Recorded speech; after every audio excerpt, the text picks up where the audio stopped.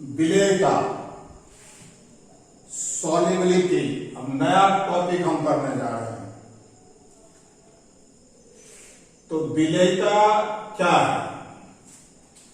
तो नियत ताप एवं दाब पर विलायक के दिए गए द्रव्यमान में विलेय की अधिकतम घुली हुई द्रव्यमान को उस विलेय का उस विलायक में विलेयता कहा जाता है।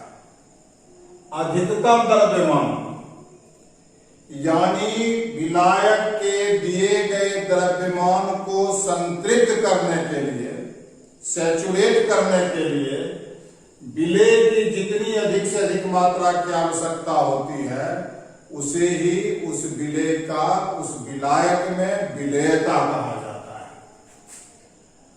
आजकल इसे प्राय ग्राम प्रति लीटर या मोल प्रति लीटर में व्यक्त किया जाता है।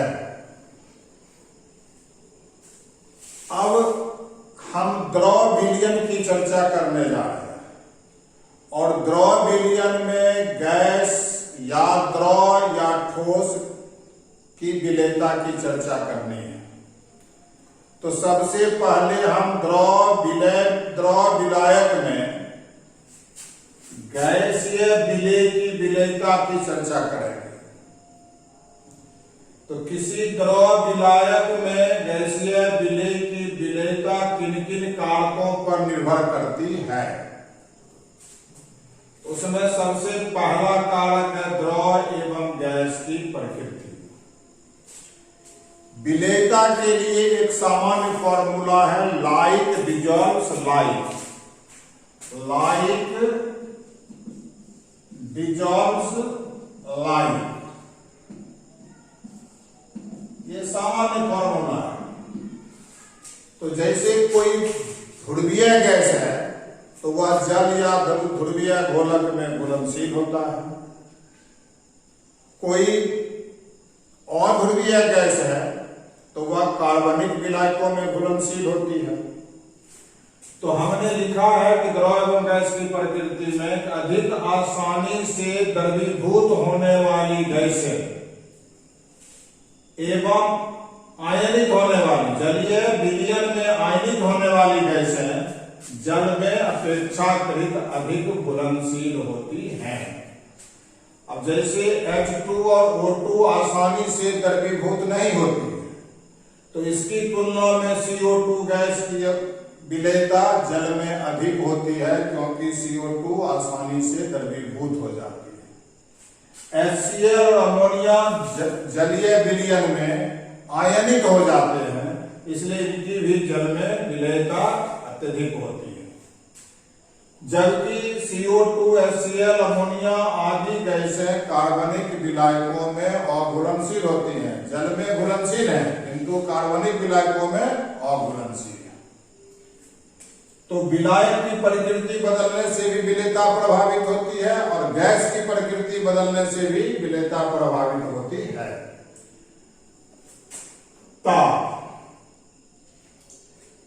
ताप में वृद्धि लाने पर प्रायः द्रव विलायक में गैस की विलेयता घटती है। इसको ध्यान में रखना है। द्रव विलायक में गैस की विलेयता ताप में वृद्धि लाने पर घटती है।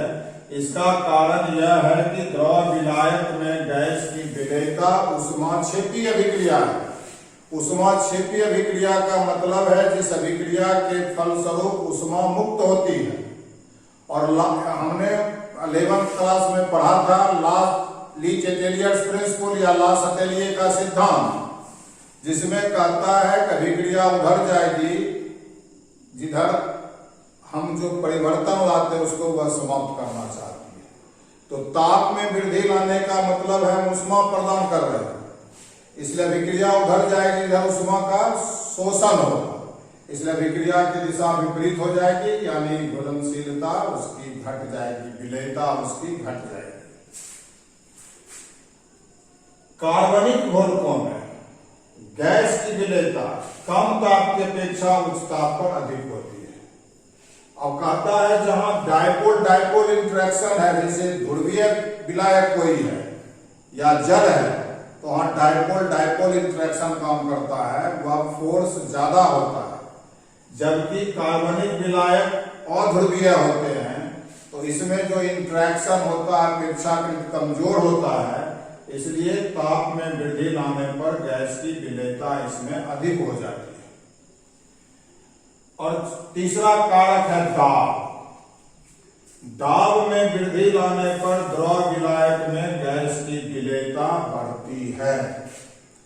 दाब बढ़ाने पर द्रव विलायक में गैस की विलेयता बढ़ती है। दाब परिवर्तन बहुत ही महत्वपूर्ण कारक है, और दाब और द्रव विलायक में गैस की विलेयता के बीच हेनरी ने एक संबंध स्थापित किया था, जिसको हेनरी का नियम कहते हैं। हेनरी का नियम क्या कहता है? हेनरी का नियम कहता है कि नियत ताप पर किसी द्रव विलायक के दिए गए आयतन में गैस की घुली हुई मात्रा, इसी को विलेयता कहा जाता है। यानी द्रव विलायक में गैस की विलेयता गैस के दाब के समानुपाती होती है। यदि गैस की घुली हुई मात्रा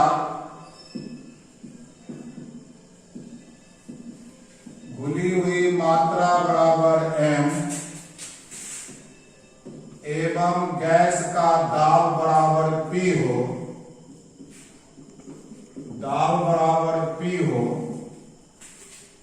तो हेनरी के नियम से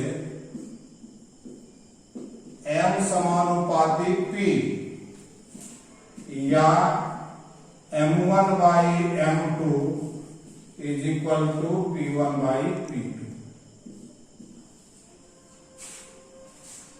यानी दो द्रव्यमान एक दाब दिया रहेगा तो दूसरे दाब की गणना की जा सकती है, या दो दाब एक द्रव्यमान दिया रहेगा तो दूसरे द्रव्यमान की गणना की जा सकती है। जब विलेयता को मोल प्रभाज के पद में व्यक्त किया जाता है, तब हेनरी के नियम को हम दूसरे ढंग से परिभाषित करते हैं, और सर्वमान्य परिभाषा यही इसकी है कि वाष्प अवस्था में गैस का आंशिक दाब विलयन में गैस के मोल प्रभाज के समानुपाती होती है। यदि गैस का आंशिक दाब बराबर P हो तथा गैस का मोल प्रभाज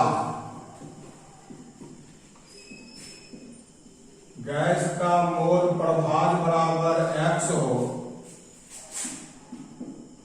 तो हेनरी के नियम से P समानुपाती x या P is equal to KH into x, जहां KH हेनरी स्थिरांक कहलाता है।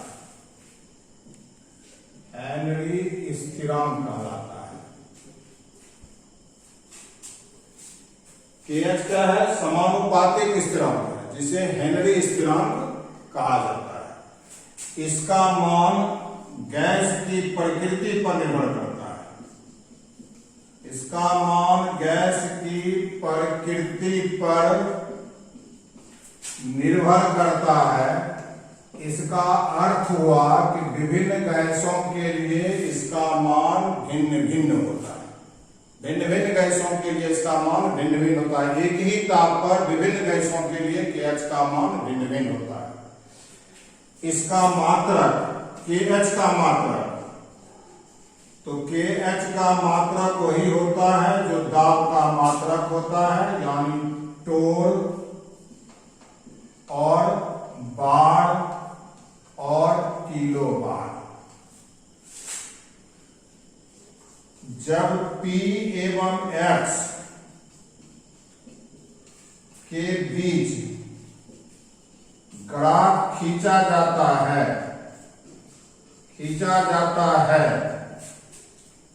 तो एक सरल रेखा प्राप्त होती है। सरल रेखा प्राप्त होती है जैसा कि यहां दर्शाया गया है।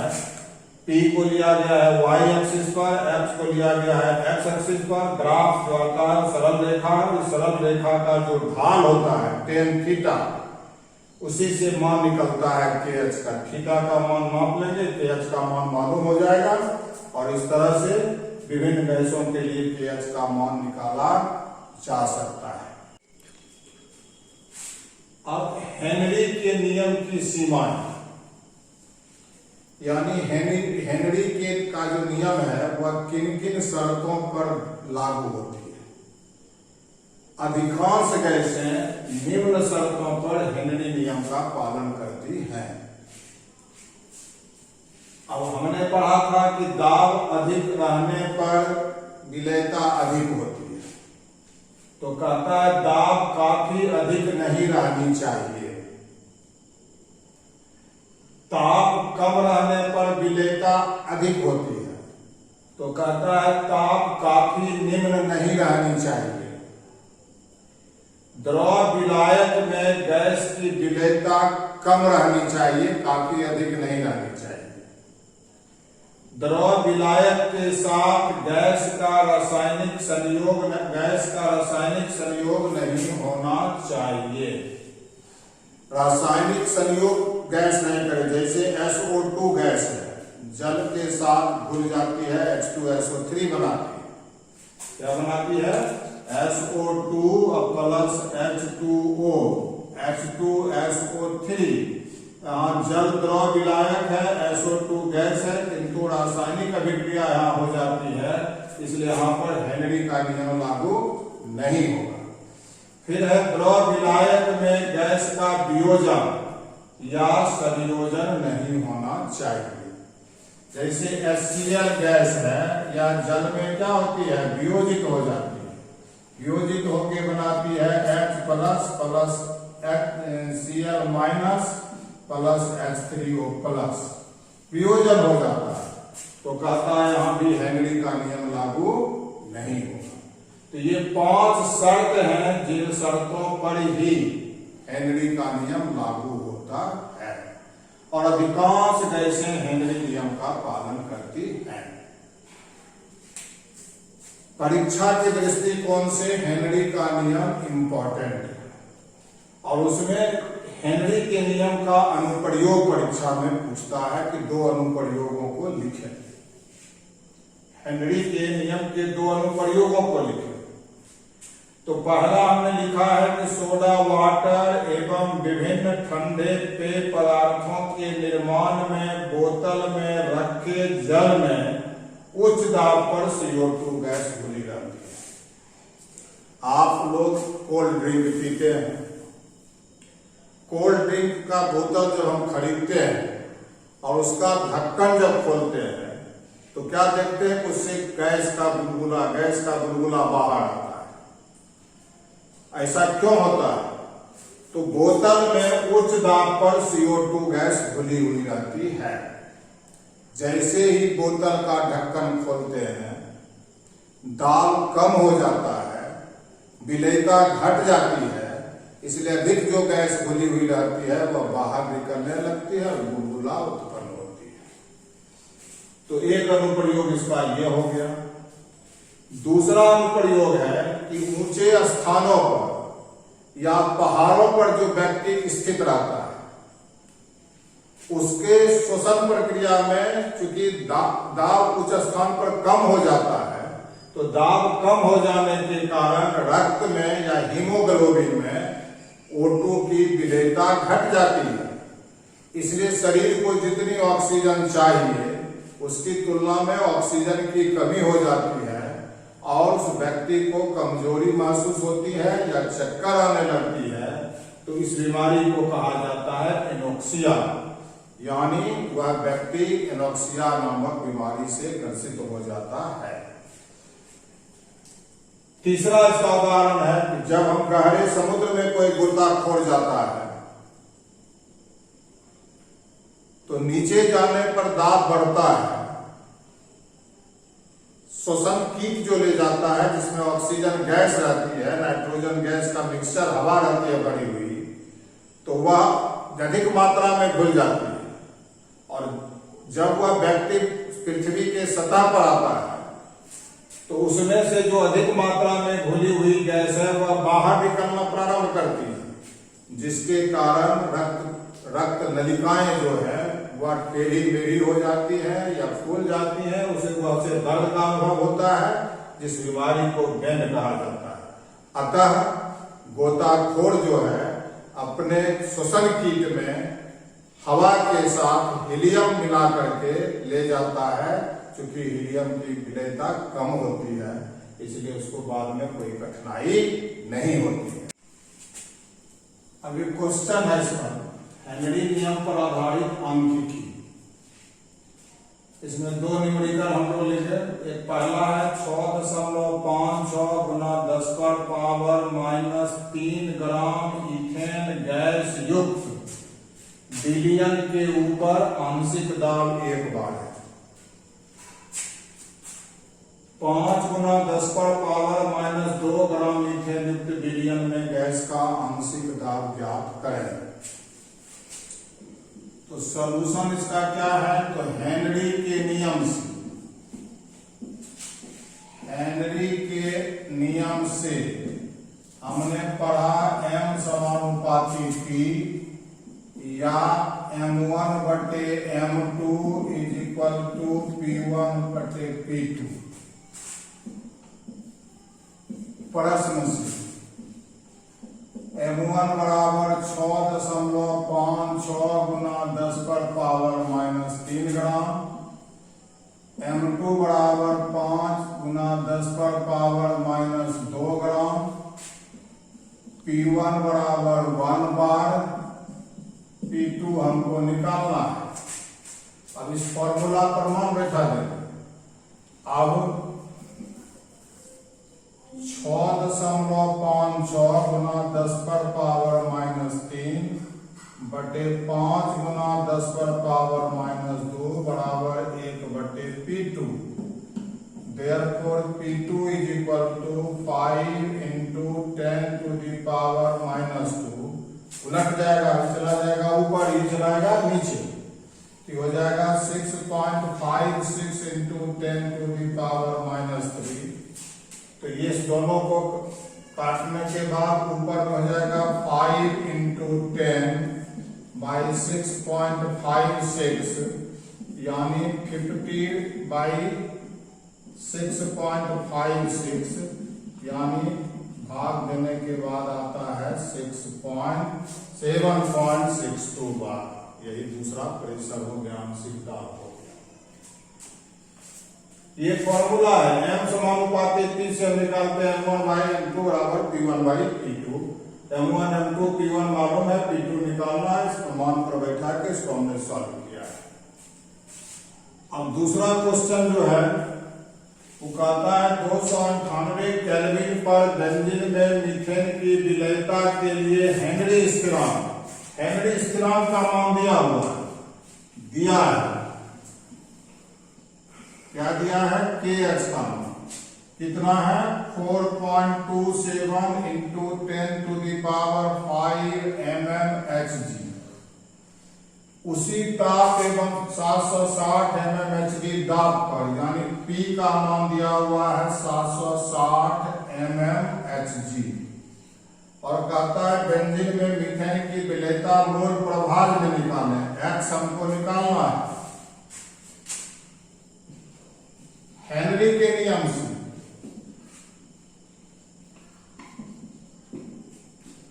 P समानुपाती X या P = kh × x। Therefore X = P/kh। P का मान कितना है?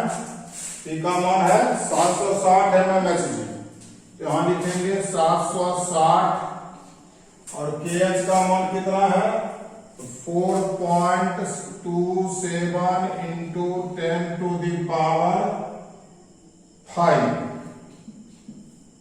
अब सॉल्व करने के बाद आएगा, भाग देने के बाद 760 में 424.27 से भाग देंगे तो ये आता है 177.9 इंटू 10⁻⁻5 और इसी को लिख सकते हैं 1.78 इंटू 10⁻⁻3।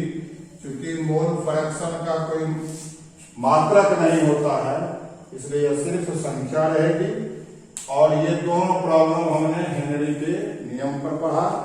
अगले क्लास में हम लोग पढ़ेंगे ड्रॉ से बने बिलियन के लिए राउल्ट का नियम पढ़ेंगे।